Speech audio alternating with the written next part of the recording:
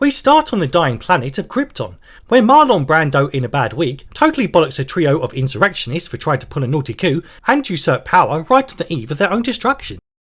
And after refusing to take a knee and sentencing this General Zodfella and all his mates to a life sentence inside a small space diamond, Jor-El tries to convince a council of honky gammons to totally wake up and smell the coffee already, given this planet's on the verge of exploding and it's getting well warm around here.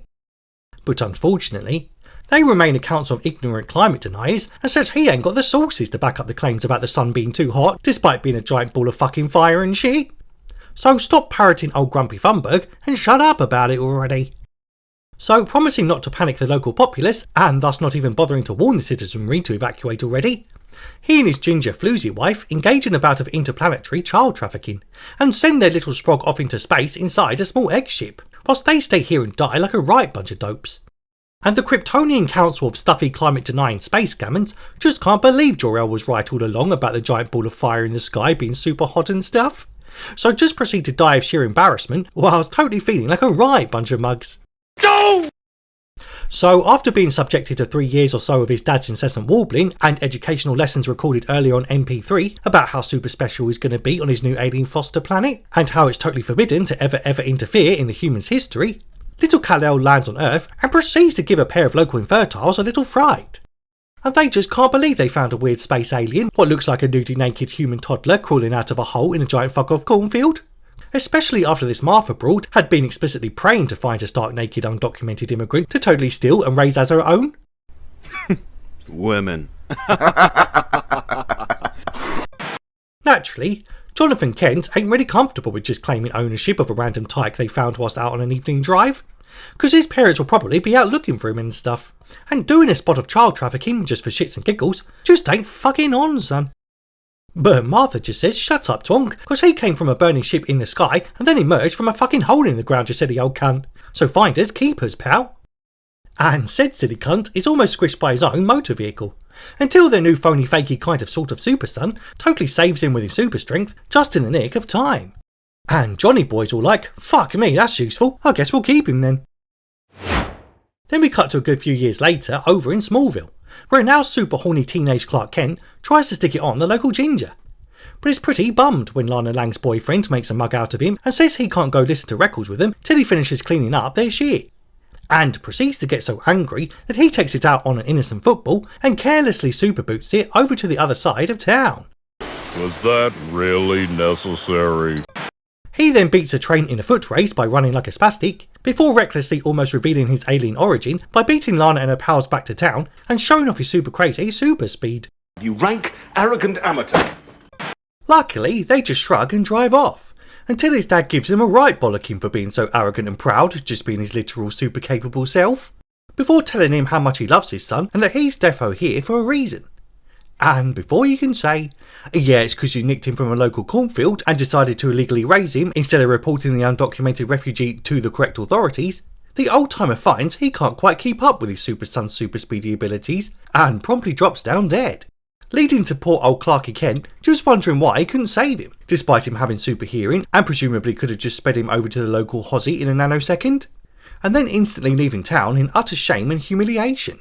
And after hearing a strange voice telling him to come up to the Arctic arse end of nowhere and then encouraging him to throw a strange glowing green crystal thing into the snow, he's somehow able to grow a giant fuck off ice palace from it, whilst learning all about his Kryptonian history from a cheap ChatGPT version of his own deaded dad. Nice. After being subjected to 12 fucking years of even more schooling and learning everything there is to know about galaxies, his planet, and why he can't seem to get it on with his ginger crush for love nor money from his dad who's been dead for 1,000 of Earth years, he emerges over a decade later, slapped head to toe in red and blue spandex. And turns out this foreign fucker can totally fly. Unlike the foreign fucker from One Direction, who kinda found out the hard way last year that getting coked up in a small hotel room doesn't suddenly actually make you invulnerable and totally imbue you with the powers of superflight. Anyway, now moving the action over to the bustling city of Metropolis, we meet lanky incel and local soy boy photographer Jimmy Olsen, who's out here taking pics of saucy reporters and correcting their piss poor spelling skills.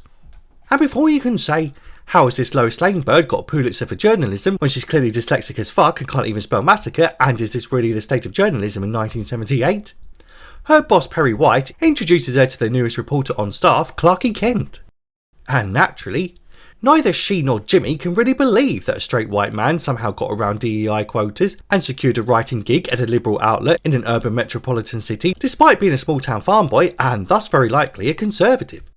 But said straight white man and small town farm boy equally can't quite believe his luck when he spills his drink and promptly gets his pecker patted by a hot brunette on his first day, and is just thinking he could quite get used to life in the big city. Now that's what I'm talking about! And though initially dismissive about this new specky chap, Lois begins warming up to him when she finds out he's a Boy Scouting mama's boy and wants to donate half his salary to his elderly widowed foster mummy back home in Kansas, and especially when he returns a favour and brushes up against her little tushy too. Unfortunately though, her burgeoning affection doesn't quite last too long after he uses the word swell unironically like a total nerd, gets stuck in a revolving door and then collapses into a quivering mess in front of a local mugger, whilst then demanding she hand over her valuables to her own robber like a complete and utter cuck. And the fact that he apparently fainted after she tried to get them out of the situation with a swift surprise kick attack finally makes her pussy dry up quicker than a guy announcing his pronouns on a first date before boasting about the mint condition of his Magic the Gathering collection. And before you can say, did all back alley muggers dress so stylishly back in the 70s, and why can't we have a better class of criminal in current day rather than us constantly getting mugged by crackhead Somalis in hoodies and balaclavas? We secretly see how he didn't actually faint like a right pussy old cuck boy, but instead caught the bullets out of thin air and without claiming credit for it. Based AF. Elsewhere, a cop follows a local imbecile down to his boss's underground lair under the train tracks, but just ends up thrust under the wheels of a passing locomotive for shits and giggles. Oh, that's cold.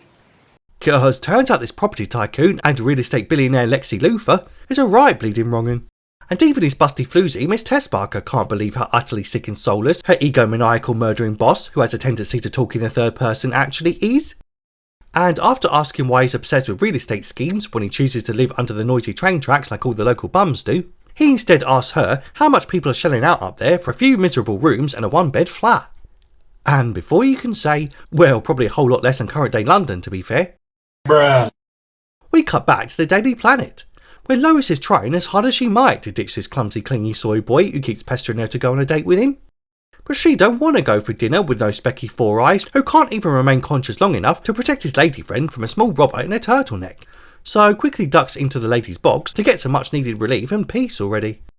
And lucky for her, his superpowers don't include identifying as a woman to gain entry to the gender segregated toilets with absolutely no proof needed to continue harassing the poor love. Gah, just imagine if that were possible. Later, Lois is heading to the local airport to get a scoop on Air Force One, but first has to Get to the chopper! which then instantly crashes because reasons, soon sending her over the ledge and leaving her dangling over the city.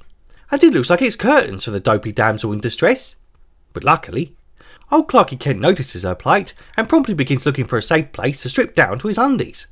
And after she cries out,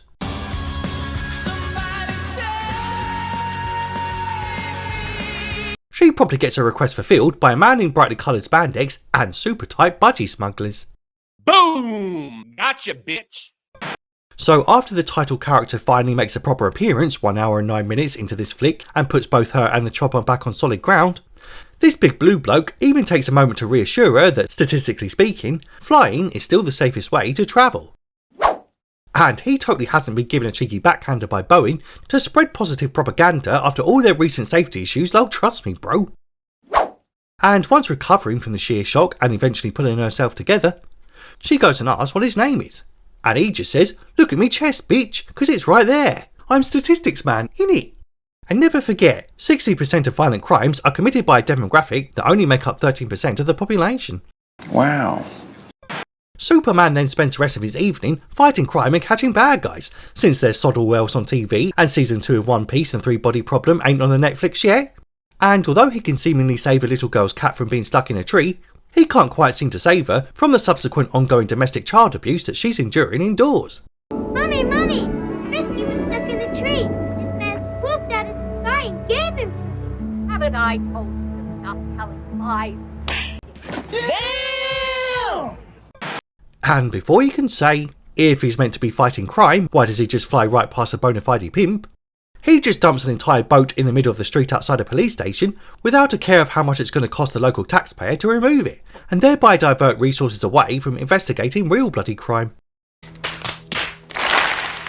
After the papers promptly report humanity's first contact with alien life, and thus proving man is not alone in the universe given there's alien gods flying amongst them with piss poor fashion sense, Perry tells his useless staff to go and find out all about this weirdo, what dumps shots wherever the fuck he pleases, and also styles the front of his hair into a gay ass curl because reasons, and why exactly he chooses to dress like a paint bomb when off in his grandma's wardrobe, and also wears his pantaloons on the outside of his undertights. Well, maybe he's just a liberal from Portland. As Lexington Luthor is equally enraged that this super fella's doing a super good job in cleaning up the city, and totally wants him stopped and crushed and shit. Superman then arranges to meet Lois at her super expensive rooftop apartment in order to give the interview of the century. And she just can't believe a guy with super speed is 5 minutes late to his own meeting, what he specifically requested. What a fucking liberty! But after finally arriving, they then do a bit of flirting, where he tells her all about his physical attributes before penetrating her body with his piercing eyes and looking deep inside her without her consent. I am very aroused. After bizarrely and rather naively telling her that he can see through anything but lead and then proving it to her by announcing the colour of her underwear. I mean like, Pink. Huh? Pink. You dirty bastard! Dirty fucking bastard! He tells her all about his tragic backstory and his doomed home planet of Krypton, and how he's here to fight for truth, justice, and not telling authorities about his current dodgy legal status as a non-citizen. You know, the current American way. You're done! You're done!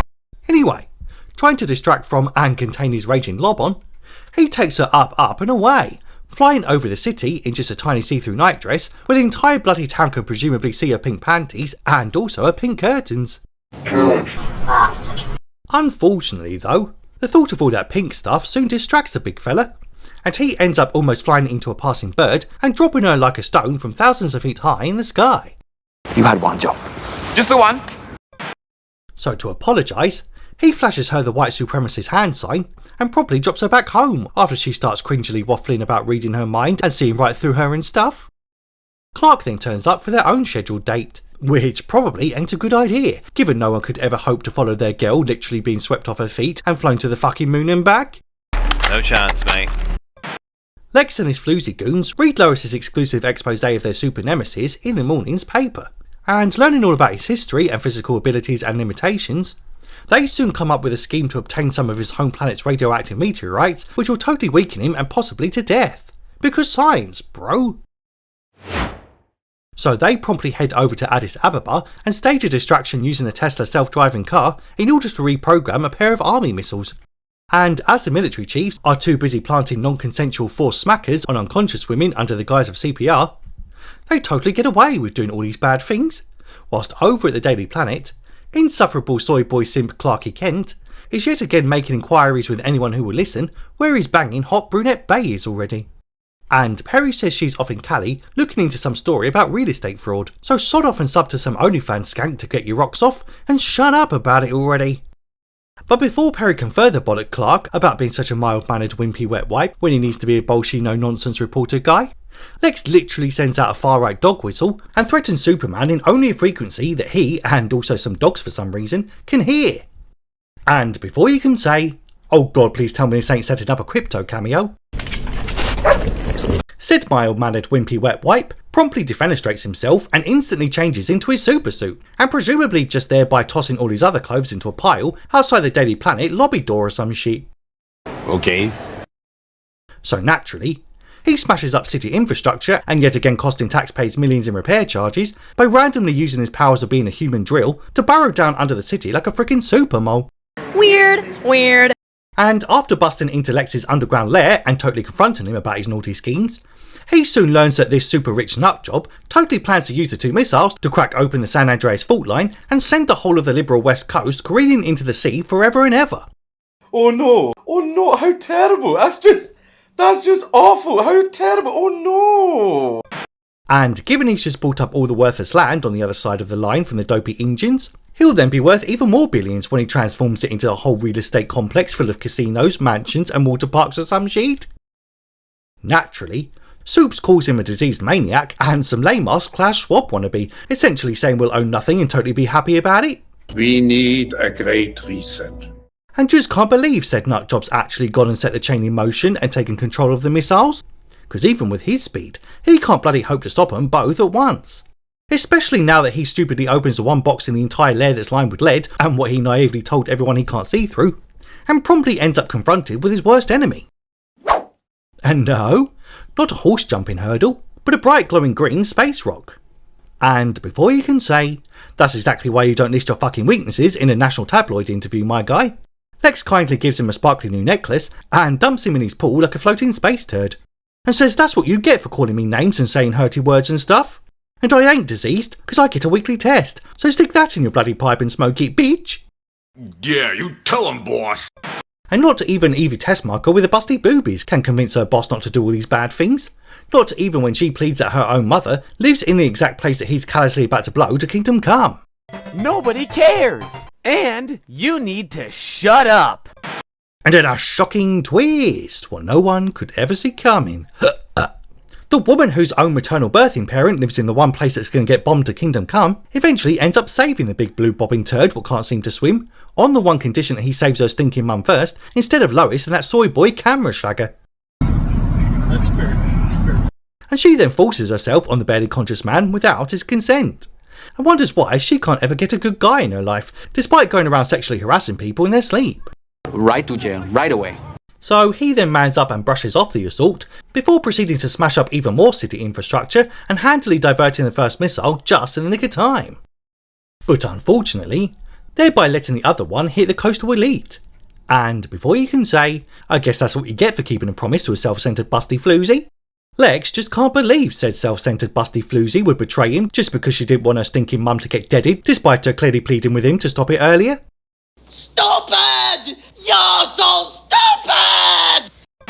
Now too late to stop things going tits up, Soups does his best to contain the damage, like flying down under the earth to push up the fault line again, and also letting a train run all over him, much like his alter ego lets people walk all over him. Though able to save Jimmy from certain death via collapsing water dam, Lois ain't quite as fortunate, and soon gets her dopey ass buried inside her own motor vehicle, and promptly drowns in a bunch of mud and rubble. That is some heavy shit. And Superman is too busy admiring his handiwork in stopping all the flooding to remember to save his dyslexic colleague what thinks rapist is spelled with 2 P's, and soon has a little cry over his beloved's dead body. Because now it's actually finally curtains for his cock-teasing girly crush what constantly gives him blue balls. So he does some non-consensual kissing of his own, well given every other fucker in this film's done at least one. And because there's no painfully wooden Wonder Woman in this flick to say, Kal-El, no! The super enraged supertard then flies off in a hissy fit to totally fix this utter clusterfuck of a mess, and hilariously sticks 2 fingers up to his phony fakey absent ghost dad, who keeps warning him from beyond the grave about how forbidden it is to interfere in human history and shit, and proceeds to rewind the world out of pure emotion and cock-blinded immaturity. Man, I sure wish I had the power to rewind time after wasting 2 hours watching The Electric State and also running over that tramp last week. Anyway, the Superman is super relieved to find his super desperate cockamamie scheme totally worked with 0 consequences, and Lois is now back to doing that living thing again, and presumably still stubbornly refusing to use Microsoft Word's built-in spell check feature in her writings. Huzzah! Jiminy Olsen then turns up and hilariously cockblocks the first potentially consensual kiss in this entire film, as Superman flies off to deliver a now baldy Lex and his gormless goon Otis to jail. As Jimmy says that super god with insane unfathomable powers totally likes you, Gil. Cause I doubt the Ponzi cunt rewinds time for just anyone. But she just coyly smiles and says whatevs gay boy, we'll just leave that shit for the sequel. As Soups takes a quiet flight up into orbit and cheesily smiles at the camera for a job well done, despite failing so miserably in his first adventure that it required him to fully rewind time and cheat pretty bigly to fix his damn messes. And man, talk about nuts. Just imagine being on the ISS, casually floating about amongst the stars and minding your own business, and then waking up and seeing a giant clown man in crimson tighty whities smiling at you through the porthole like a perverted creep. Yeah, you'd drop more solids than an Ed Sheeran album. But anyway, that's it. That's the dang movie. Though my favourite part, well, aside from the fact that Clark is in possession of alien space crystals, what can seemingly create prime real estate and cost 3 giant fuck-off ice palaces in a matter of seconds, and which could really end the homelessness problem in America overnight. What a twat. Was when Lois calls out Clark for his use of outdated language. You know, Clark, there are very few people left in the world who feel comfortable saying that word. What word would that be then? Gaylord? Retard? Nick? But anyway, that's the plot and that's your lot. Considering that bell thing so you don't miss any future recaps.